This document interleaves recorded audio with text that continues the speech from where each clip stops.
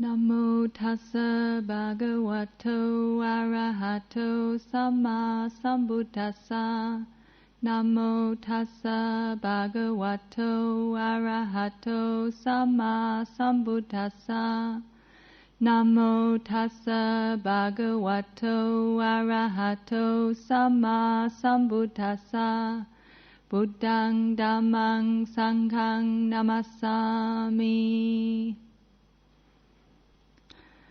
One of the nicest parts about sharing the Dharma with people is when someone comes to share their experiences of practice.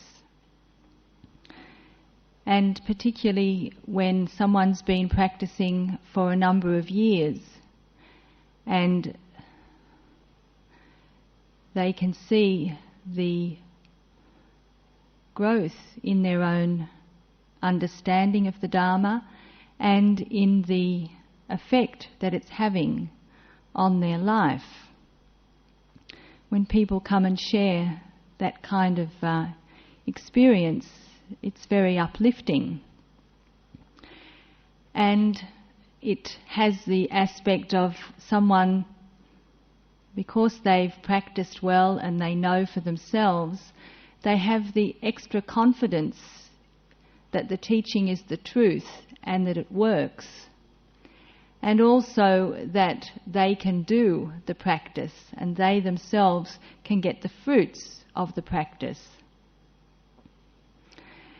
And very often when we start to practice, we imagine that meditation is the most important part of the practice, and that's how we gauge whether or not we're doing well, whether we've understood the teaching.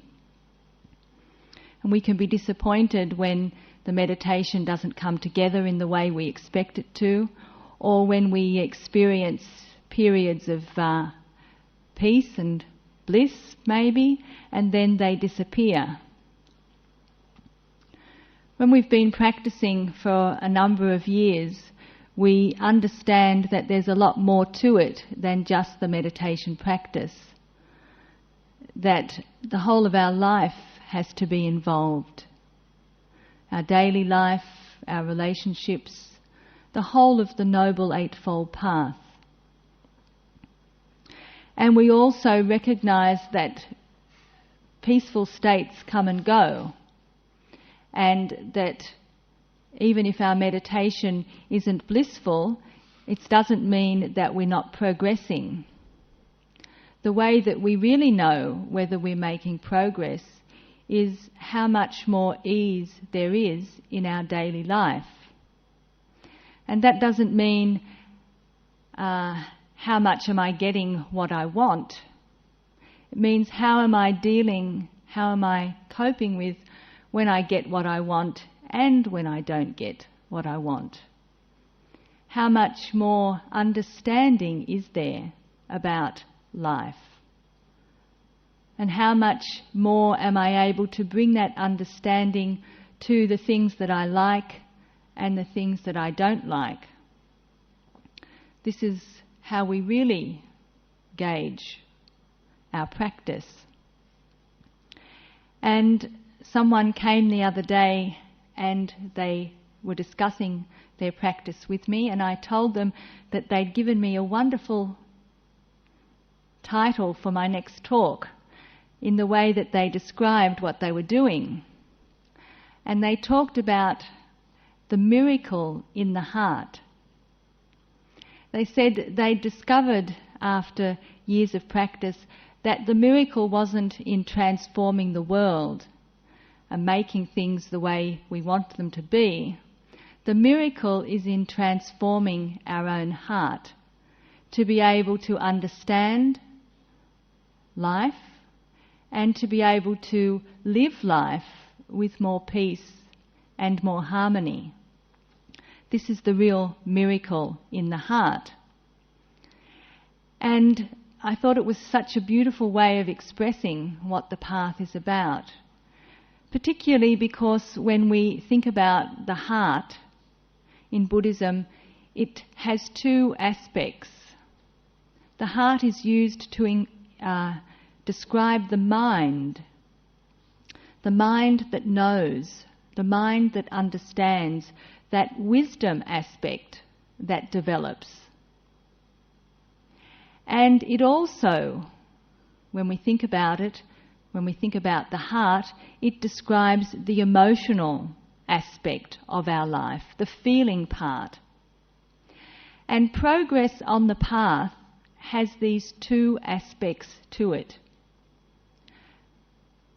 The knowing part, the wisdom part, the understanding of what life is really like, understanding of where we fit into life. That understanding would be very dry, very uninspiring if it didn't touch our emotional life and make us feel happier, make us feel more peaceful, make us feel grateful for what we've got. And this is the outcome of being able to live life within the terms of what life is. When we don't understand, the Buddha said, we are the source of suffering in our own life. We create stress in our own life because we don't understand the way things truly are. We don't understand where we fit in to the scheme of things. And the underlying ignorance that we all suffer under is the wrong view of self. With the wrong view of self, we have this sense that somehow we are the centre of the whole thing, that life happens with us at its central focal point, and things that suit us are good and things that don't suit us are bad, and things we like we should be able to get, we should be able to control, we should be able to organise life to be the way we want it to be. And the disappointments that come in life are because we can't do that, we can't get it right, and we think there's something wrong either with our skill, our wealth, our power, our position, that doesn't yet give us that power to control. And the practice in terms of wisdom is helping us to change our perspective by seeing that we are not the centre of the universe, that we're part of the picture, that we're in fact part of a process flowing on around us, through us. We are part of the process. And when we can change our orientation, change our perspective through really understanding this, that already we relieve ourselves of so much suffering. I'll give you an example of this change of perspective in my own situation just recently. Up at the nuns' monastery, for those of you who haven't visited us, we live in the middle of the forest, and at this time of the year there are lots of leaves falling from the trees. And one of the things we do in the monastery every day is to sweep away the leaves, not only to make it look nice, not only to give ourselves something to do, because we've got plenty of things to do, but also because we reflect that sweeping away the leaves every day is like sweeping away the defilements in the mind. Even if we sweep them away today, there they are back again tomorrow. So we can't give up on this sweeping business, whether it's external or internal. The other morning I was sweeping the leaves and getting them into nice piles, and the wind was blowing. And as soon as I got them into a nice pile, before I could sweep them away, the wind would blow them around again.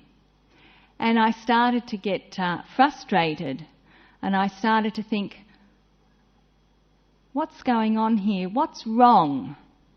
Whose fault is this? This wind, if it wasn't blowing all the time, I'd be able to get rid of the leaves. And while I was sweeping, the wind said, "Hey, don't blame me. If I was blowing and there were no leaves, you wouldn't mind. Blame the leaves. They're the ones that are getting in the way. They're the ones that are moving around." So I thought, yeah, that's right. If it wasn't for these leaves, I wouldn't be worried about the wind. It's the leaves' fault. And the leaves said, "Hey, don't blame me. I was hanging on the tree just a while ago, and then I just, fell off. What can I do? Here I am down on the ground, and I just go where I'm pushed, whether it's by you or by the wind. Don't blame me. Blame the tree. The tree let me go." So that's it. It's the tree. Why didn't you hang on to your leaves? "Hey, don't blame me. I'm standing here in the sun. How can I hang on to my leaves when there's no moisture? It's so hot. Anyone would drop their leaves. What can I do?" "Hey, don't blame me," said the sun. "I shine all year round. And nobody cares if I'm shining when there's plenty of rain coming. I can shine all day if it's wet. Nobody falls off the tree. It's because there's no moisture." And then the rain said, "Hey, don't blame me. I'd be here except there's no clouds. Blame the clouds."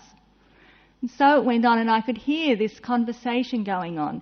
And then all of a sudden, they all ganged up on me and they said, "Listen, the real problem is you, humans, building a house in the middle of the forest.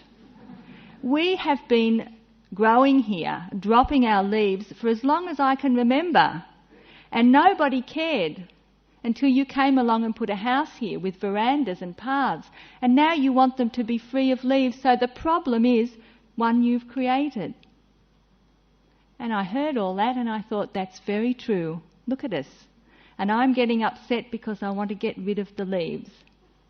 And looking at it in a different way, from a different perspective, there was no problem at all. It was just quite natural. And I wasn't the centre point of all that. There were all sorts of other things happening around me. I was just part of the big picture. And when I saw it in that way, all the stress of trying to get rid of these leaves just evaporated. Nothing had changed. Only my perspective on the situation had changed. And this is what our practice is encouraging us to understand, to open up to, in not just the perhaps light-hearted aspects of our life, but in the most serious ones. But if you just think about the way some people live their lives, even the apparently light-hearted ones can become the cause for people having terrible arguments, beating each other up, shooting each other because someone did something that seemed not too bad and yet it really enraged another person. I've been telling a story at the monastery recently about someone from the time of the Buddha whose name was Samawati. And Samawati is a very good example of someone living in a situation where she couldn't change the outer conditions, and yet she managed to practice nonetheless and come to a high level of development on the path. And just to briefly let you know her situation, she was born into a wealthy family, but her parents died at an early age because of a plague. Her family had to leave the town where they were prosperous, leave everything behind to try to escape the plague. They moved to another city. Her parents died. She was left an orphan. Another family took her in. She grew up with a very loving foster family. She grew into a beautiful young woman.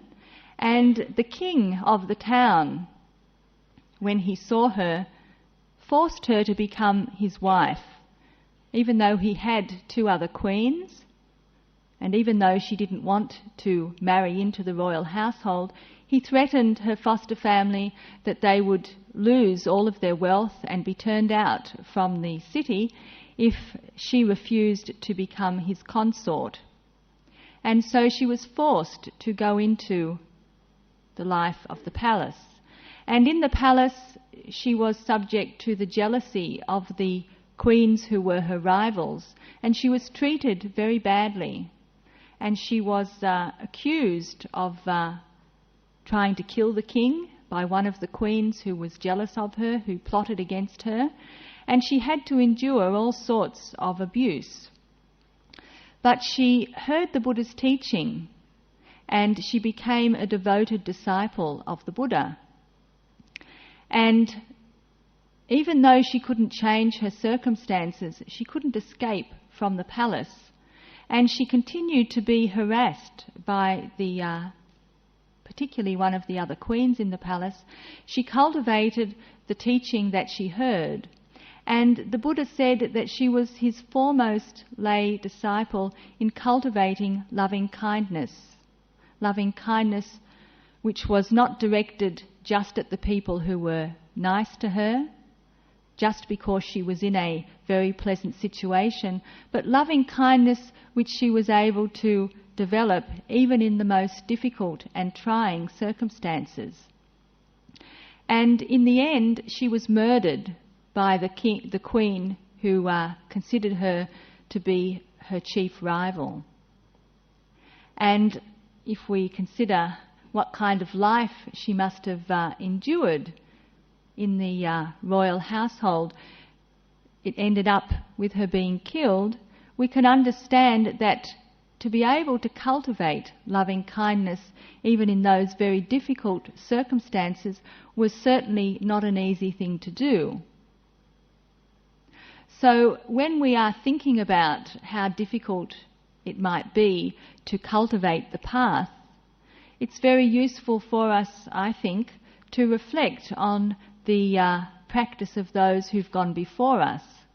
Not that we might be able to come up to that kind of standard of loving kindness and forgiveness, but we recognise what we're heading towards, and also that if we're able to cultivate the path to that extent, then we're able to be at peace in our own heart, even if the people around us, even if the conditions in our life are drastic, to say the least. And this is what we recognise the longer that we practice this path, that we're never going to get perfect conditions. We're never going to get just nice people. We're never going to get our body perfectly healthy for very long. There are always going to be things coming into our life that we don't like. There are always going to be things leaving our life that we want to keep. And so the essence of the practice, the miracle that we're trying to grow in our heart, is the ability to bear with the things that we can't change and to make the most of the conditions that present themselves to us. Now, one of the reasons why we find it very difficult to do the practice that we need to do is because very often we'd rather stay with what we know than strike out in unknown territory. And there's a couple of examples of this that came to my attention recently. One of them was a Calvin and Hobbes cartoon. And Calvin and Hobbes is one of my favourite cartoons, and you might have seen this one this year. Calvin, for those of you who don't know, is a little boy, about 6 years old, and Hobbes is his companion, who's a stuffed toy, a tiger, but who comes to life to be Calvin's best friend. And at the beginning of the year, Hobbes asks Calvin if he's making any New Year resolutions. And Calvin says, no, I don't want anything to change. I want everything to stay the way they are, the way it is. Last year was lousy, but at least it was familiar. And I'd rather have what's familiar, even if it's lousy, because when things change, you have to think about them. You have to deal with them. You have to come up with something new, and that's too hard. I'll stick with the familiar, even if it's lousy. And this is how we very often approach things, even when things are going wrong, even when our life is messy, even when we're not happy. We hang on very tenaciously to this wrong view of self, that somehow I'm going to be able one day to pull it all together by being able to control the conditions out there, the people out there. We resist looking into our own mind. We resist doing the work on our own thought, our own speech, and our own behaviour. We resist it even when everything we've tried in trying to control out there, make other people the fault for our unhappiness, even when it hasn't worked. And someone was telling me a story recently about someone they knew who they'd watched for 50 years doing this kind of act. Not just Calvin and Hobbes do this kind of thing, but people do this. For 50 years, this person had tried to control the people in their family, tried to control the people around them, and they'd ended up alienating even their closest relatives.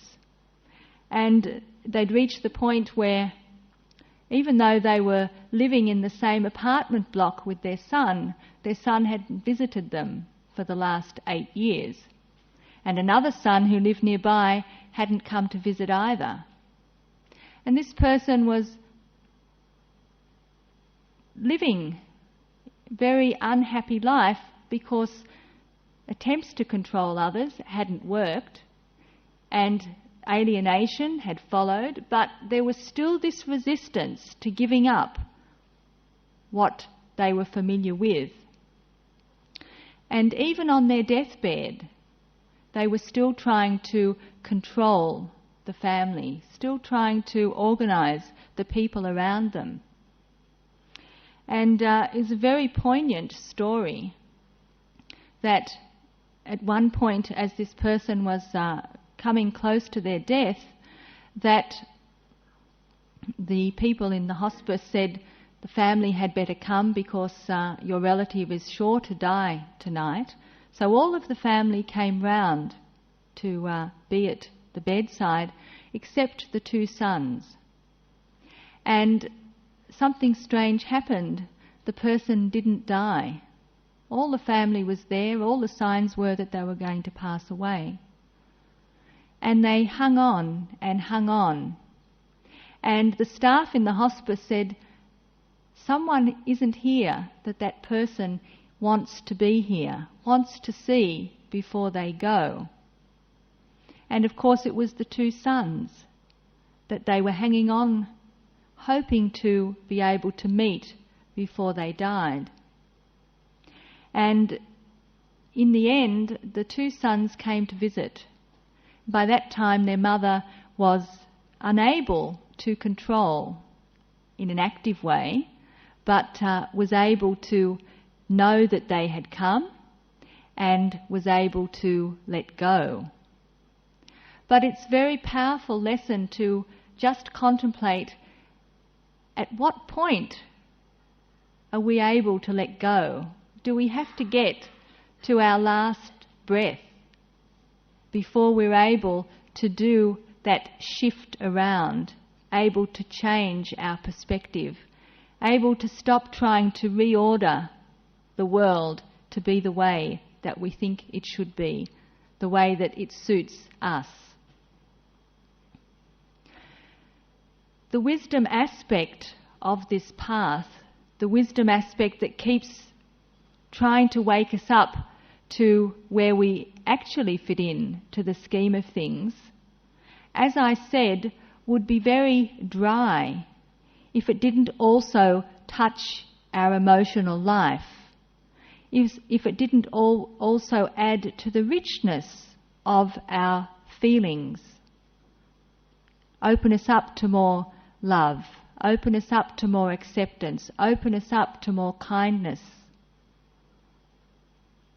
And until we are able to really see things clearly and let go, until we've cultivated wisdom to its deepest point, one of the most powerful supports to help us experience how good it will be when we can fully let go is to actively cultivate loving kindness.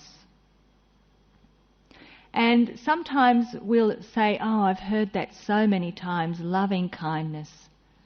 And someone actually said to me recently, again, someone who's been practicing for many years, they said, when I heard this about loving kindness, I didn't know what they were talking about.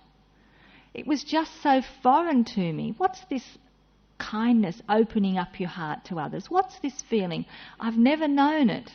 And they said they practiced for years and years and years, and they would keep hearing about it, and then they'd be given guided meditations on it, and still there was nothing.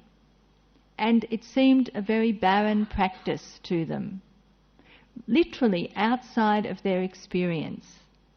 But they kept on trying because they had confidence in the teaching. They had understood certain aspects from the wisdom perspective. They could see how things hung together, how the whole of the path had to be cultivated. They started to experience improvement in their relationships. They weren't so anxious and tense, until suddenly the penny dropped that the feeling of ease that they were now experiencing in their closest relationships, maybe that was loving kindness. Maybe that was that softening in the heart that they'd been hearing about all this time. And after years of what seemed like a desert, their heart started to open. So even if we're actively trying to cultivate loving kindness, we may not experience very strong, powerful, positive feelings. But that doesn't mean that we should give up. It just means we have to keep going. And loving kindness has two aspects to it, which I'd like to just draw your attention to in relation to how it supports us in cultivating wisdom, cultivating this understanding of where we fit into the scheme of things. One aspect is the active good vibrations that we cultivate. When any of us are able to not just think loving kindness, but feel loving kindness, that is a feeling which we actually experience as a very pleasant, warm, uplifting, energizing emotion. And when we are around someone who is feeling that, or even when we're practicing ourselves, sometimes we can feel like we're being lifted up, we're being filled up with these positive feelings, and those positive feelings actually go out from us. Someone who's full of love, we can feel that. And if we can't feel that, or we haven't felt that, then just compare it to how it feels when we're around someone who's really angry, who's really in a rage. You can pick up the vibrations from that person. Or someone who's really sad and depressed and really heavy. If you're around someone like that, you pick up those vibrations. So these positive vibrations of loving kindness are something which we actively cultivate in meditation, in daily life, and we generate them so that they go out, become an energy field around us, which other people can tune into. That's the active aspect. But there is a receptive aspect to loving kindness, which is something that we also need to be aware of so we can start to familiarise ourselves with it. This is the aspect of loving kindness which is able to receive things, situations, people, animals, as they are, without projecting onto them who we think they should be, or what we think they should be, how we think they should change and be different to suit us. And a way of understanding this is if you again think of loving kindness as an energy. It's sort of like when you put air in the tyre, or when you are baking something and you whip up the cream or whip up the batter and put air in it.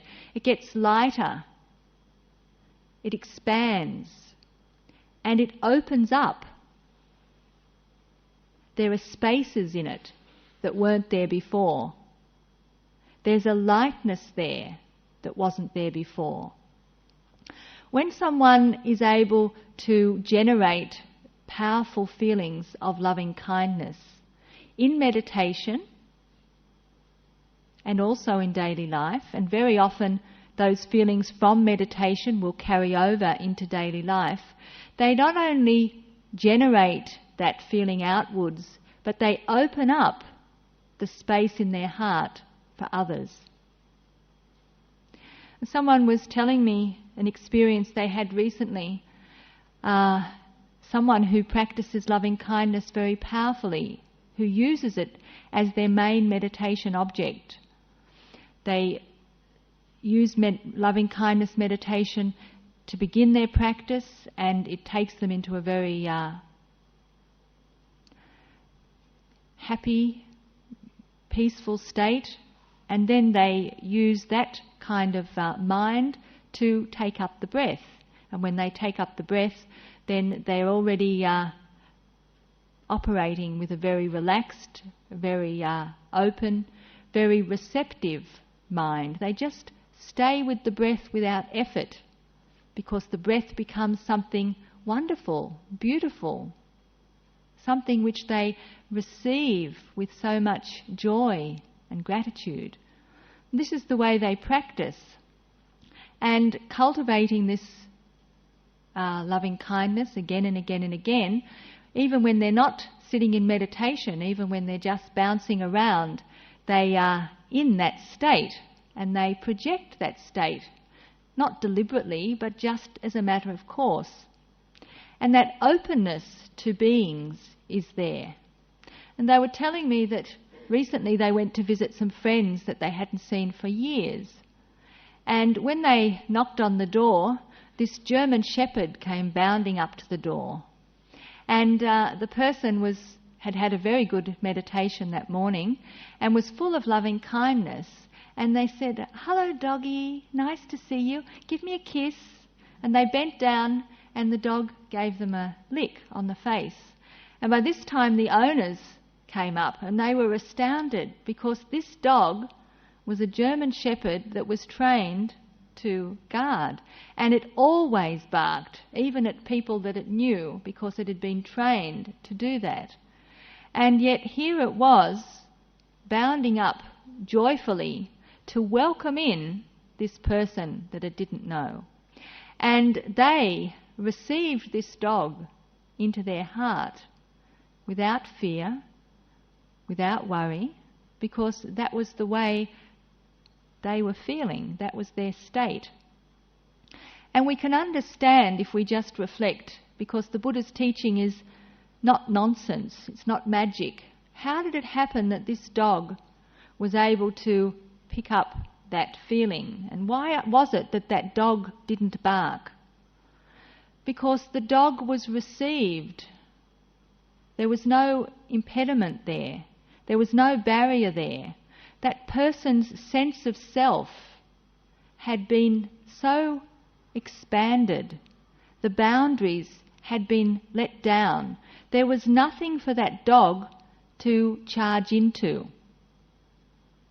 Usually we say, whoa, and whoever we meet, whether it's a dog or another person, knows how far they can come. And when they stop and gather themselves, they also put up their barriers.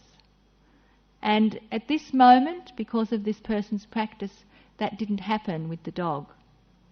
So this opening up, this letting down barriers, this moving beyond the normal boundaries of self, this is one of the very powerful effects of loving kindness.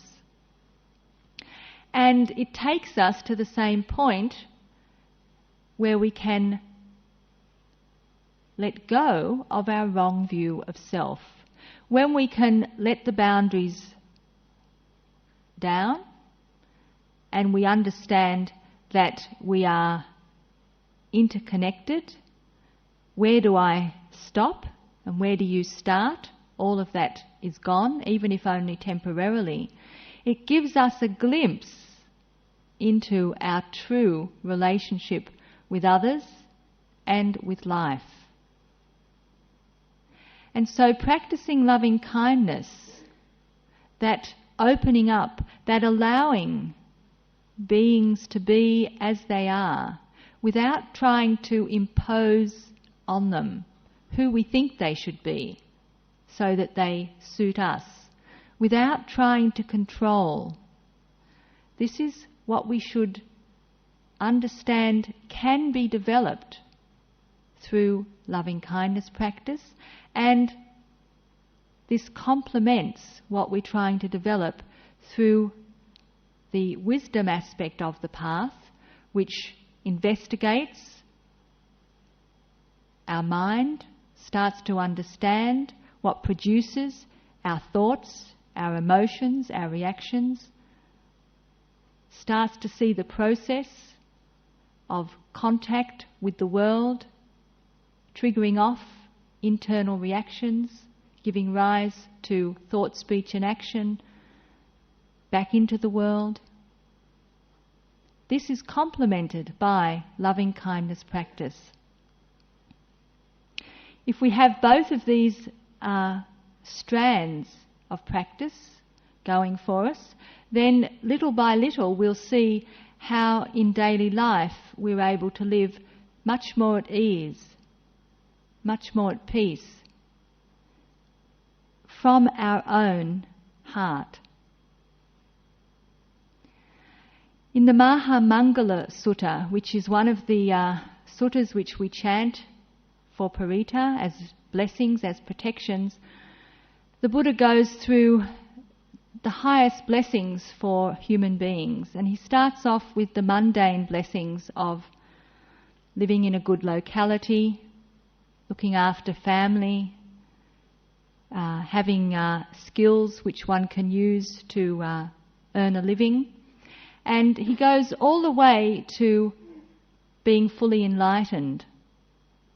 And the way that he describes what it's like to be fully enlightened is the stanza, though touched by worldly circumstance, the ups and downs of life, the mind of the enlightened one is never shaken. Sorrowless, stainless and secure they abide. This is one of my favourite lines from this particular chanting.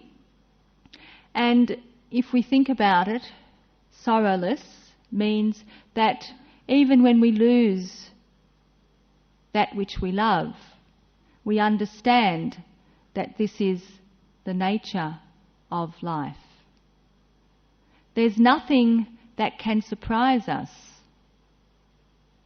And so we become secure through the ups and downs of life.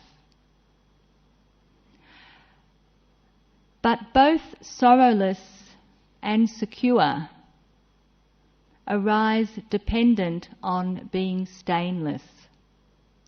Stainless refers to the defilements, the impurities in the mind, the wrong understanding of where we fit in to the whole scheme of things.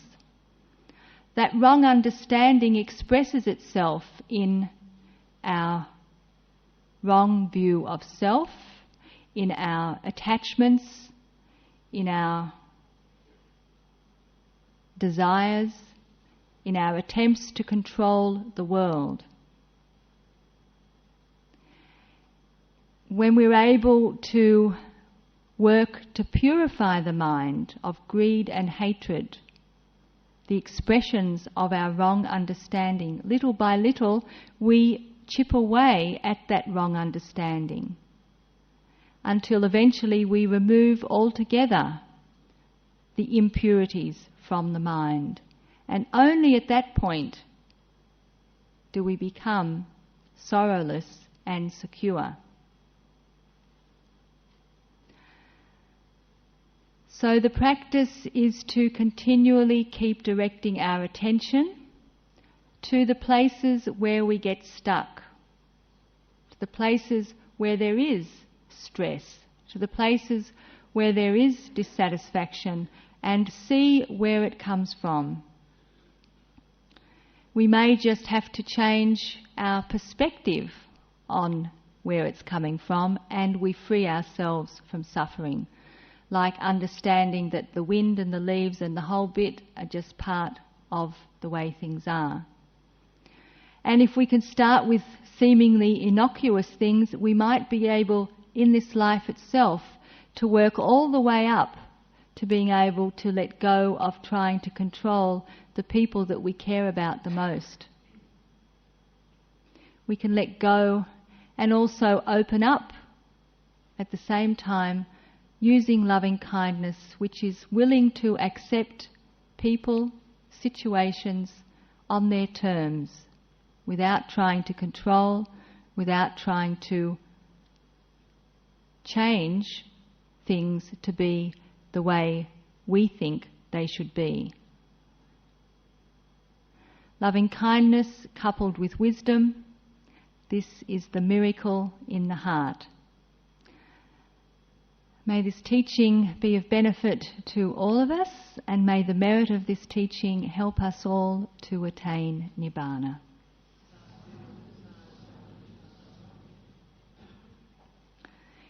If anyone has any questions or comments, I would be pleased to try to answer them.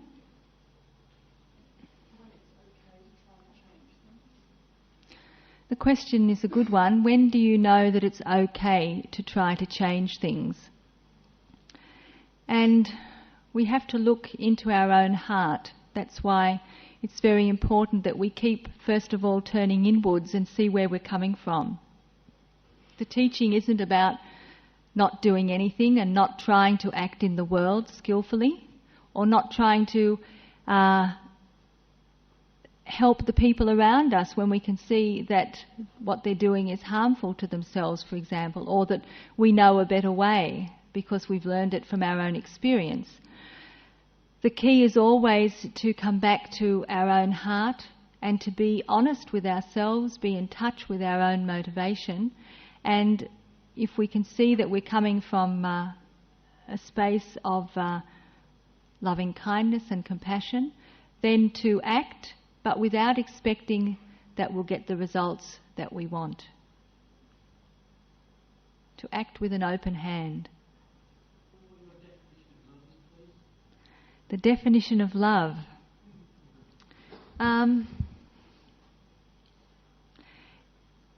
Acceptance is one of the very important ingredients of love.